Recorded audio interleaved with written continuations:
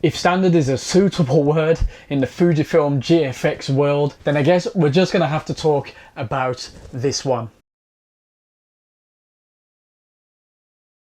This is your standard wide for the GFX. It comes in around 21 to 51mm in 35mm full frame language with an aperture range of f4 right round to 32.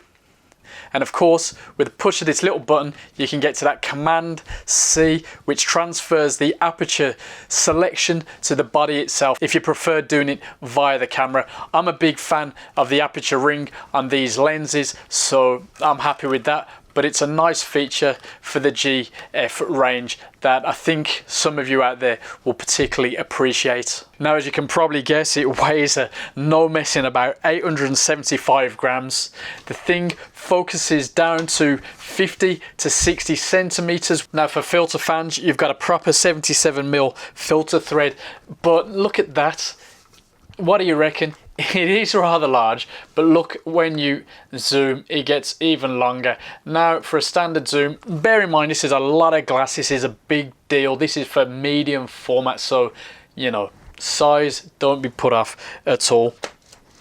The lens is dust and weather resistant, so goes perfectly with the GFX itself. It's got a nice, solid, hardened plastic shell to keep the weight down. It feels metallic, but I'm guessing they didn't go with metal because, well, the weight, the cost, everything would just keep going up and up and up, I expect. But I don't think the quality has been compromised at all with this lens, and I think you'd agree, even though it is a real beast, it looks the part on the camera. It's got a linear motor for focusing, so, you know, I was expecting a nice, swift, clean focus from that, even though the camera doesn't have the reputation for being the fastest camera out there on the market. I'm going to talk about that more in the summary. But is it worth £2,149? Well, here's some random shots as always, wide open, straight out of the beast, the GFX 50S, sorry. And well, let's have a little chat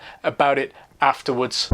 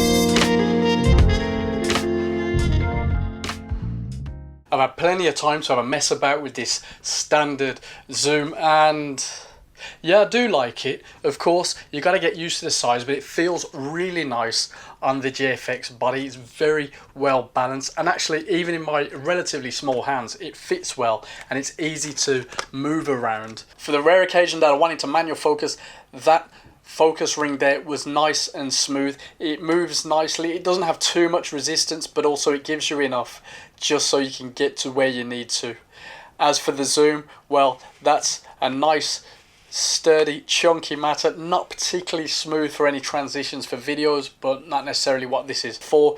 You've got a decent range between 32 and 44, a little bit as you move on, and then the final chunk there, but I think that's quite decent. I tend to shoot at the extremes for these tests because it's just how I like to do it. So the shots that you saw would have just been 32 or 64 and all wide open, and I think this lens really does a good job of sucking in light even though it's only f4. Now remember, medium format, so things change a little bit. That f4 drops down a bit, so it's not quite as bad as you might think, but it would be nice to get a faster zoom at some point. But look at all that glass already. As you might hope for a £2,149 lens, this thing was sharp as nails. Not too sharp to be indiscreet, but it was right there on the money. Even at f4 I was getting so much detail. Obviously the GFX does a lot to do that, but the teamwork is nice between the lens and the body. The lens is not letting down the body,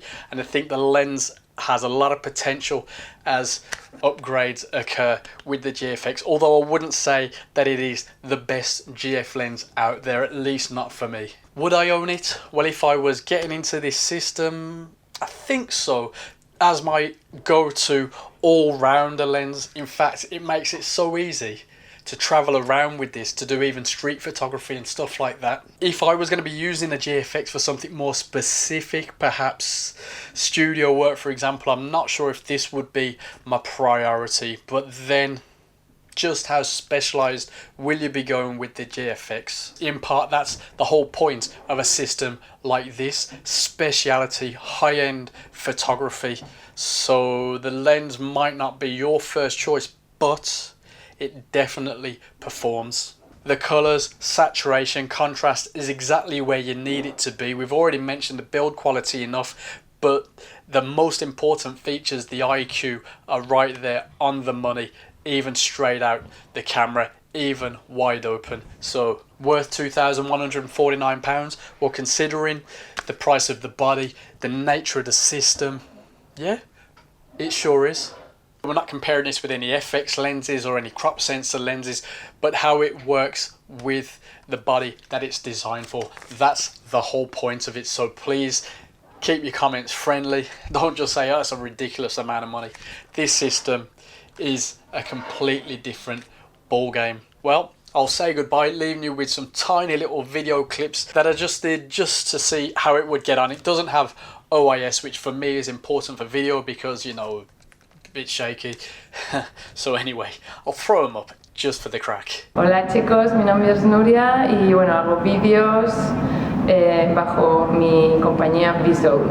Cualquier cosa que necesitéis, music, vídeos, lo que sea, me contactáis y vemos qué podemos hacer.